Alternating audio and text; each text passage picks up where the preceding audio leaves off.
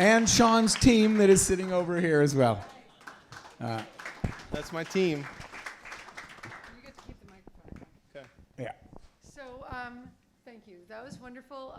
And I would like to bring up, actually, can I do the shout out before David? Yeah, go ahead. We're going to bring up our next guest, but just briefly, a shout out for another group that does some wonderful work with innovation here in Akron that you might want to visit next Wednesday. So at Musica, another location that is connected here to Tony Trophy, there's a monthly meeting of the GAINS group. It's the Greater Akron Innovators Network for Sustainability.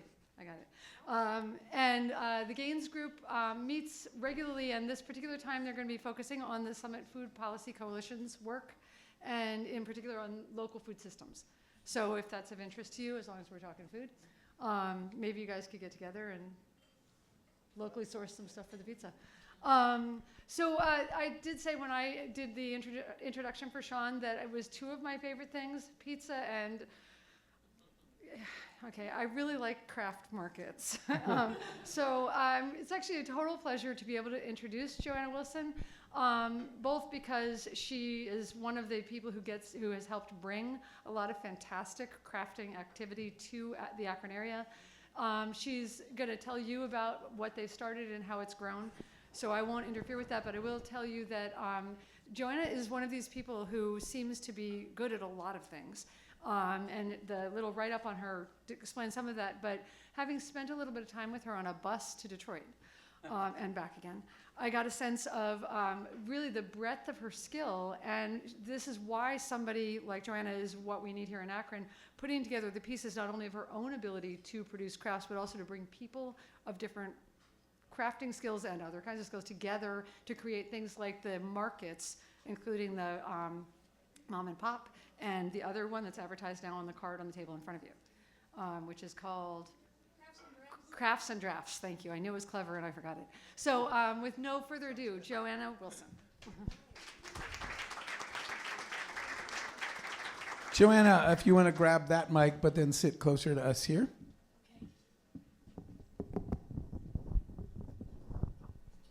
Thank you. And we would love you to start at the beginning. Tell us what the original inspiration was and why you launched.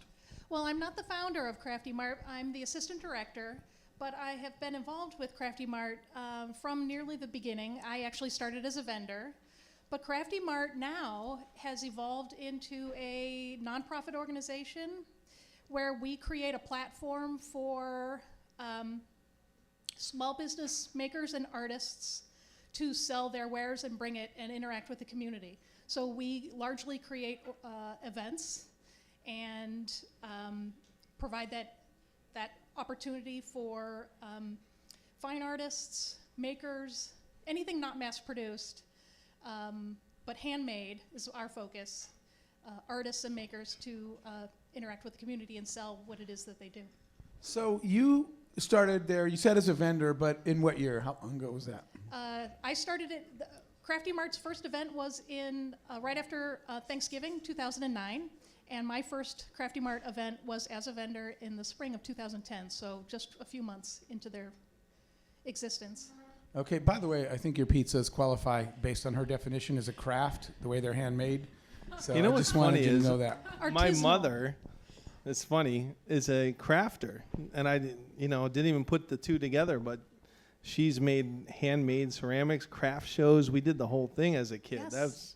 Maybe that's where I learned my Well, entrepreneurship. again, when you guys go there, you get to design your own pizza. In fact, my You last do. pizza was a freaking masterpiece. I just want you to know that. Beautiful. All right, so how big was the organization when you started? And talk about how it's grown over the years. It started with two organizers who volunteered their time.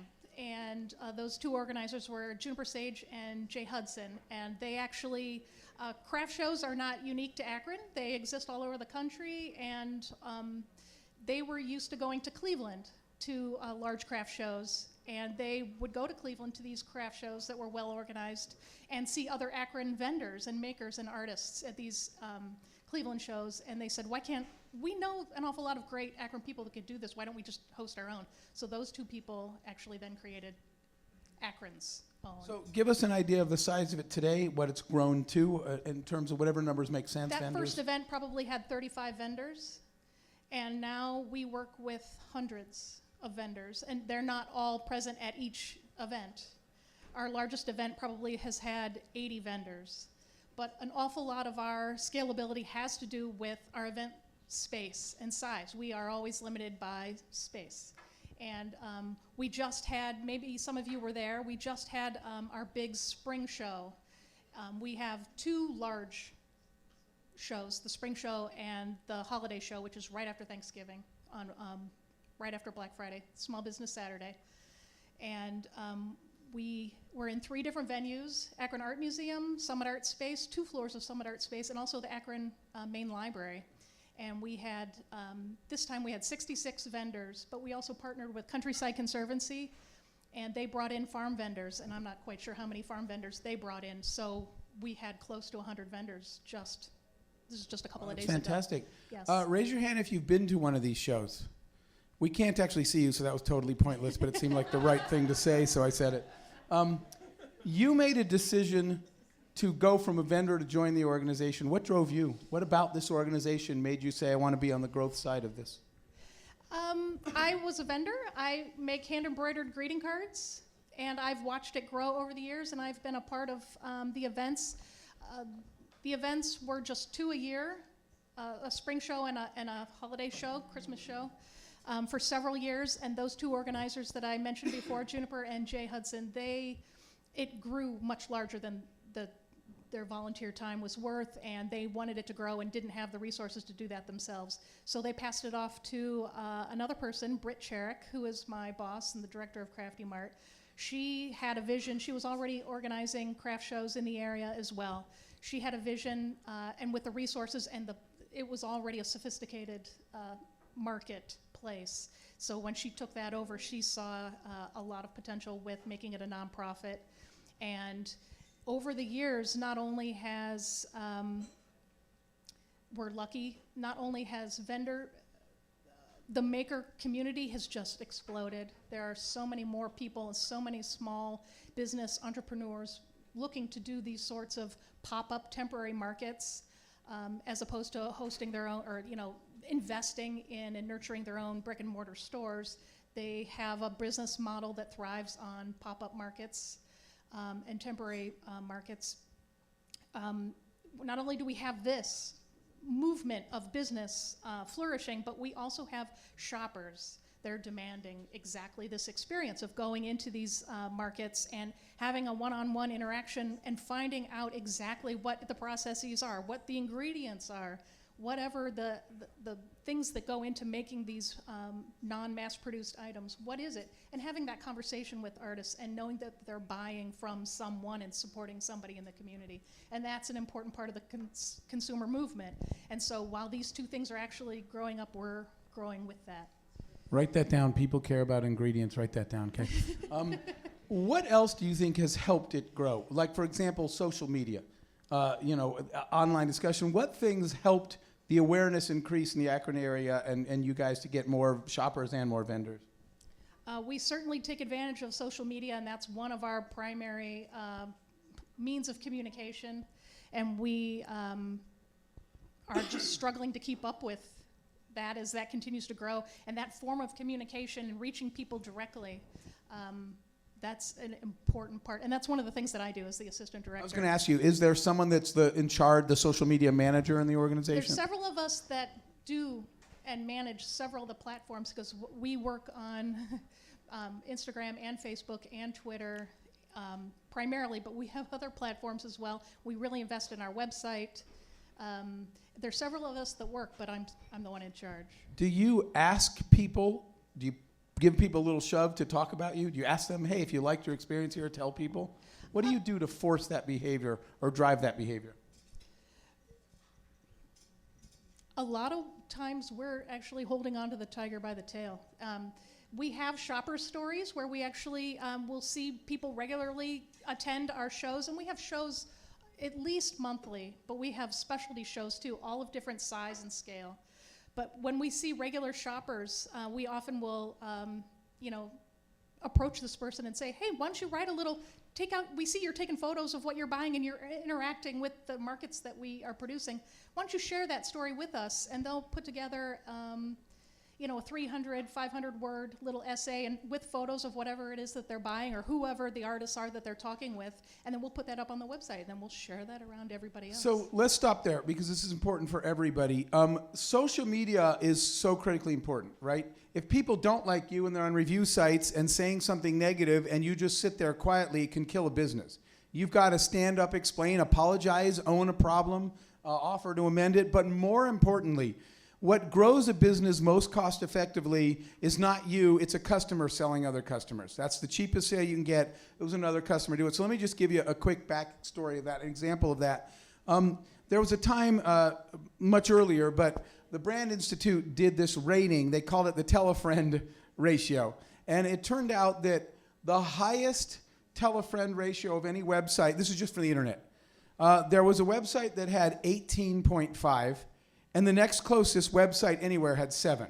So turns out, proud to say, that Priceline.com had the highest tell-a-friend ratio on the entire internet. If you bought something from us, you told 18.5 people on average. The next nearest website told 7. Here's why I'm telling you that, because it wasn't an accident. What we did was think, and I want you all to do this, in your business, think about what would get somebody that just bought something from you, that just ate a pizza, what would get them to want to tell everybody? I'll tell you one subtle thing we did. We used to say thank you for your business, and we changed it to congratulations. People said, what, I won something? And we said, congrats, you just made a brilliant purchasing decision. You are smarter than all you friends who overpaid for airline tickets and hotels. So changing from thank you to congratulations made people say, what did I do? You know why? Because we were deliberately, I remember sitting and thinking one day, if I say thank you for your business, think about Amazon. I bought a book today. I'm not going to go tell everyone in the world, oh my God, I bought a book today. You guys got to hear this story. Okay? But let me ask you this. So I started thinking, what would you want to tell all your friends? You're in Vegas, you pearl the handle, and 1 million coins come out. You are going to tell everybody in the planet, I just won the jackpot. Vegas. That's why we even changed it to slot machine reels. The airplane. Congratulations, you win. So think about, in your business, what would cause people? I'm going to make one up literally on the fly. So somebody in your restaurant, by the way, your waiters are really good, the way you're talking about your staff, because they came out and talked to us. How'd you like your pizza? But here's what I was thinking. Again, I'm just making this up to give you guys an example. Suppose the waiter said, you should take a picture of your pizza, describe why you designed the pizza the way you designed it, and then enter it in a contest to maybe get your name on our menu. The Jeff Special or whatever. Something that's going to make me tell all my friends, vote for my pizza, look what I created. I want you guys to do things that drive consumer behavior. Who else helps you drive people to your markets? Are there partners in town outside of social media that are really helpful to you because they tell people you ought to go to a Crafty Mart? Well, some of our biggest partners in what it is that we do are the vendors themselves. And this is a relationship that we're talking about communication, social media, talking to shoppers, but more than half of the communication that we do is in nurturing that relationship with the vendors, because if we don't have a positive relationship and we're not responding to their needs and knowing what they want out of a market, we're not going to go very far either. But so we rely on our vendors who are all small business people. They have their own followings, they have their own customers, they have their own needs. We work with them to help them bring people to the market as well. So when I met with Sean and Ryan, when we sat and had lunch, Sean said, we're not just in the pizza business, we're in the real estate business, because if we don't open in the right place, we'll never get customers. You mentioned before that you're somewhat limited by the physical space. What would be the dream? What if you could have it your way, where would you go or what would you do? Because you said, did I get that right? The space limits you a little bit to the size? Sure. A year ago, this answer would have been different. And a year from now, whatever I say now will be different. And we are very fluid, and we are used to that kind of flexibility. And sometimes we think all vendors under one spot for a large show will be great. Other times, we love the partners we have with Summit Art Space, which is an important part of the arts and culture community. We love partnering with the Akron Art Museum and working with those people. We love working with Main Library. We've worked with Musica and Tony Tropy before. That's another great spot. Everybody knows Crafty Mart is associated with Musica. Wherever we go, that's another relationship and a vital part of what it is. Talk that about we do. in part of what's important for everybody in scaling is knowing who your audience is, right? Because when you're trying to convince people to come, let's say, to a craft show that don't like crafts, you are wasting your marketing dollars. If I'm trying to draw people into a pizza joint that don't eat pizza, I'm wasting the time and I'm irritating them. So part of the key to scale is zeroing in on the center of the bullseye, on the target of who exactly. I'm looking at Lori Thorpe. Lori's job is to figure out who in the world is going to attend the University of Akron and talk to that kid, because there's no sense talking to kids that aren't coming to that university. We all have the same problem, right? What do we have to do? So how have you talk about how you identify who in the town, who in the area is a crafter? How do you find your people and your customer, and have you gotten to know them better so that you can draw more of them and grow? Wait, did I say there'd be no hard questions? Because I was lying. Craft show itself is not a term that we use. Okay, so in your terms. We create experiences. So we work to not just have vendors, and we have vendors that do everything from make jewelry, soap, health and soap items, health and beauty products, fashion, hand-sewn toys, knitters, woodworkers, carpenters, and then all kinds of people that make food, Akron Honey Company, Akron Coffee Roasters, artisanal chocolates and caramels. And so we actually work with a wide variety of you never know what you're going to get when you come to a Crafty Mart show, and we're always rotating our vendors. All our shows are juried, so you have to be accepted in, and we rotate so that every show is different. But we make sure that we've got food, and we have restaurant partners that come in and will vend food. We have music always there. We have workshops. So workshops are a growing important part of Crafty Mart experience. These workshops are a learning experience that the public are welcome to come and participate in and learn a new skill in order to express themselves. So anything from basics in embroidery to a painting class to a children's class. We're making all kinds of a full range of different classes, workshops for each Crafty Mart experience. So that's outstanding, and I love that you talked about experiences, because that's what people want. They don't just necessarily want to buy stuff; they want to have a great day. That's right. And they'd love to love the stuff they came home with, just like they'd love to love their meal. But the whole experience, really good food and really bad service, do not bring people back. Right? So it's not just the product. And I might have bought a product I really like, a piece of art, but if I was treated rudely, I'm still not coming back. So you're right that the whole experience matters. I want to ask you both something now, and then we'll open it to the floor a little bit for questions. The process of finding out, so part of, I'm going to simplify this way too simply, but that's the way I think. Part of what it takes to grow is to stop doing stupid things, okay, that prevent you from growing.